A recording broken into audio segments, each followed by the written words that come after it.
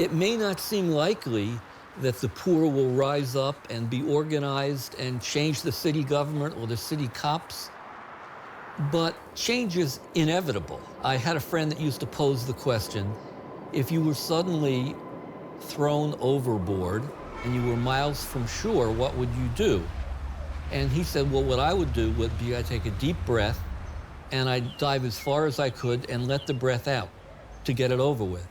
And I said, I would start swimming toward shore, even if it was 50 miles away, because you never know what's gonna happen. Maybe a helicopter will pick you up. And so I think that's what they're doing. They're swimming toward shore as best they can and inspiring a whole lot of other people. All the theories I had as a young man have been shattered. And I feel like all I want to do now is serve food to people. I don't really know how to phrase a utopian society or a better society, except to use cliches.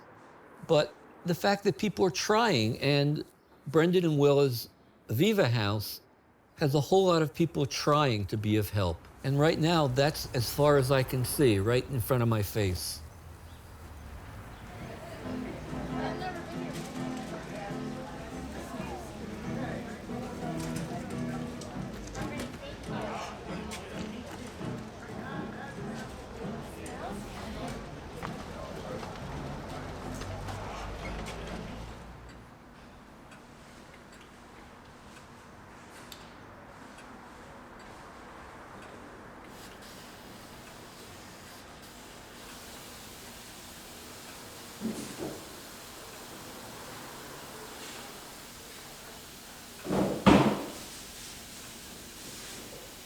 The bottom has fallen out in cities like Baltimore. In this neighborhood that you're in now, we have over 50% of the people are unemployed. We have lost over 150,000 manufacturing jobs in Baltimore City. So there really just is no work unless you have quite a bit of an education. And many people have moved out just completely despairing that they would get work in Baltimore City. So that puts people on the street.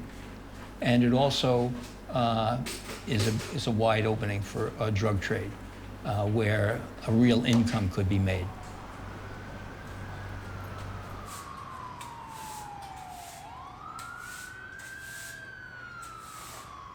There's kids in the neighborhood who make more money than their parents or their guardians just selling the drugs.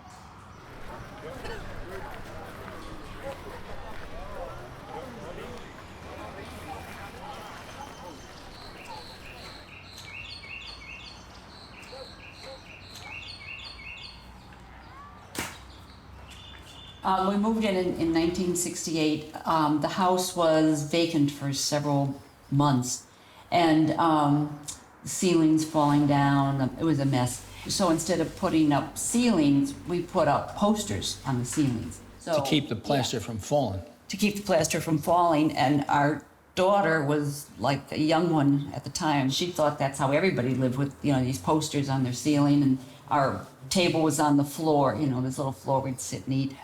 One of the reasons we chose this house is it's a block off Baltimore Street. Baltimore Street traditionally has been the dividing line between Black people, the African American community, and the white community.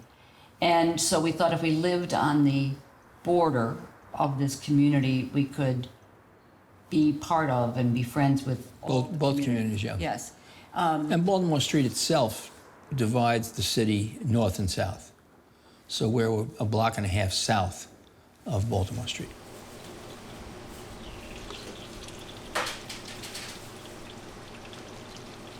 Back then, we just had that one building. This wasn't until 1985 that we got the second building.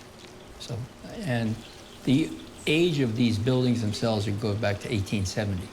So you're starting with an old building to begin with. The first people to stay with us in October were families or people who were on trial for burning draft records. in Catonsville.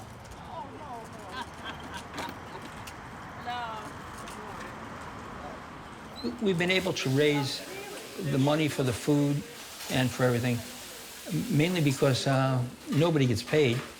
So any money or food that people give us, they could come that day and see it going right out.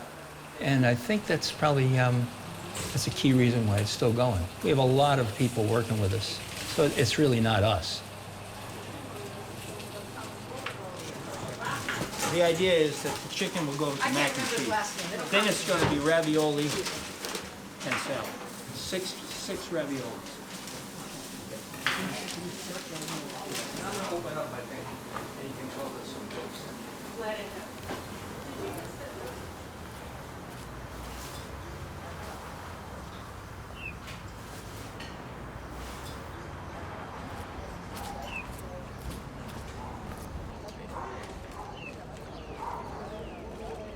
In Baltimore, what's changed is a tremendous influx of wealth, particularly down around the harbor. You know the concept of the 1% versus the rest of us. Well, that's where the money goes. If you go down to the harbor and walk in any direction 1 mile, you'll find a completely different Baltimore. Rents in some places now run $2,500 a month, which is, of course, well beyond anything people have here. A whole long column of all his medical achievements. I mean, he was like Hopkins researcher par excellence. And then toward the end of the article it says, and then on holidays he washed dishes at Viva House. And he did. So, he did. And when he washed dishes, he put on his long gloves and had boiling water, and you never saw him turn around. You just saw his elbows, and he was down like that.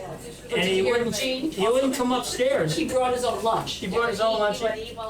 That's right. He wouldn't even come upstairs until after every dish was done. So that was meant for him. All right. Andre did his surgery. He can see us all now. 2 weeks from now, I get the other eye done. You'll be watching us today. And listen, what I'm going to do. I'm going to be running You're running plates today.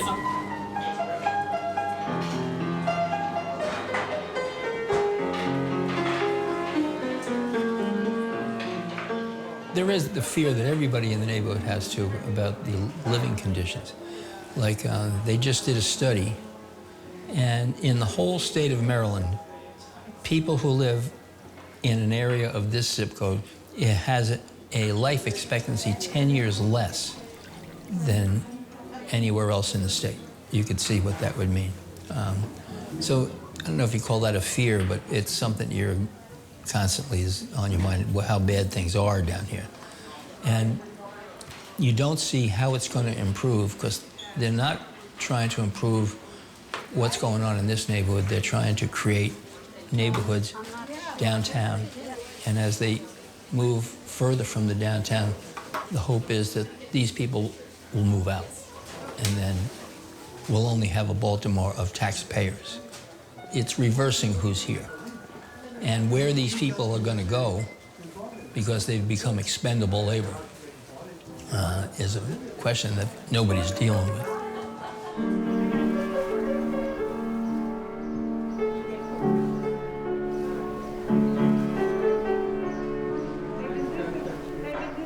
Several walks of people come to the Viva House and other soup kitchens, whether you're homeless, you just lost your job, or even if you do have a job.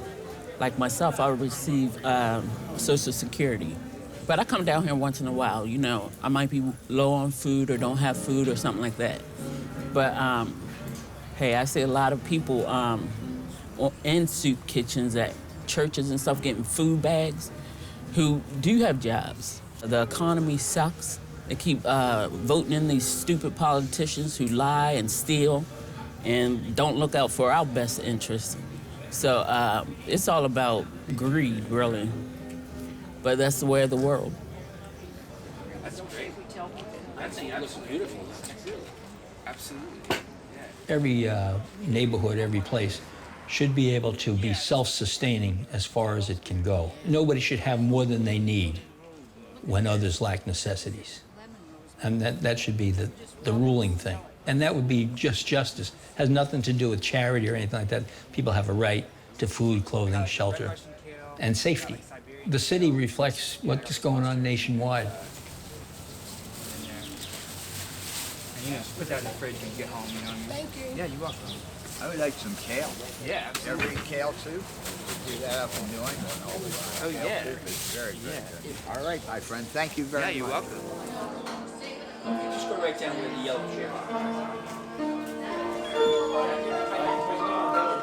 I've been coming here for like 6 years, and what brought me here was I was homeless, so, you know, looking for a meal. But this place right here is not only just to get food, it's a good sanctuary to come in and talk, get good fellowship. You know, I tell people, I meet people, and I say, look, I'm gonna take you to my restaurant, you know, have a nice time. And, oh, and then the young lady may be like, sure. And I come here and bring them here, and they look like, I thought we were going to a restaurant. This is my restaurant. I mean, and certain people look down on certain people, certain things, you know, a soup kitchen, you know. So how would she react if I bring her here? You know, it's like, would a young girl be scared to put a worm on a hook? So if she's not willing to put a worm on a hook, she might not be for me, you know what I mean? You know, she's scared to get her hands dirty. So if she looks down on this, she looks down on me, you know what I mean? Because this has been part of my life for 6 years, and I want a person that's gonna not just lift me up or her up, but lift the community up. And this is a great place to do it, whether you eat here or volunteer here or whatever. It's a great place. Brendan, are we gonna make more sandwiches? No, there's no more to make. Okay, so we're good. Just check the 2 refrigerators. Yeah, that's what we're doing. If you're on the street or you're down and out, what's the hardest thing? And it's the loneliness, that it seems as if nobody cares that you're on the street. Companionship is going and stuff like that. So loneliness is a big part of being hungry and homeless. 93? When you're doing the soup kitchen, it looks like it's endless. It's not going to end ever. To me, it's the only thing that makes sense in a city like Baltimore or in the United States. There's such a disparity of wealth, and capitalism is the overriding concern. And I was brought up learning that the common good was the overriding concern. So just sticking with that makes for a full life, I think.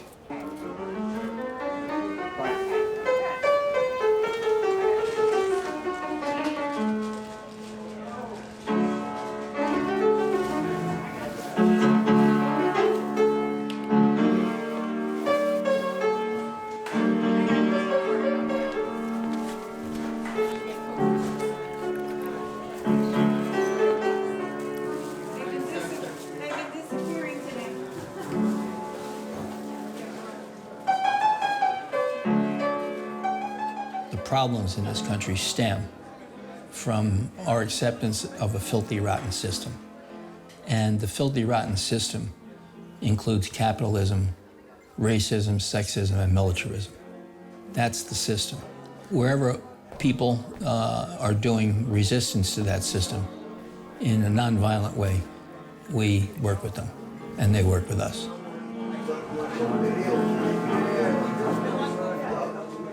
I like Viva House. It's a place that when you come here, when you leave out the house, you leave from here, you ain't gonna be the same, because it's like, it's more, it's different. It's like, I can't explain it. It's like a comfort. It's like a comfort.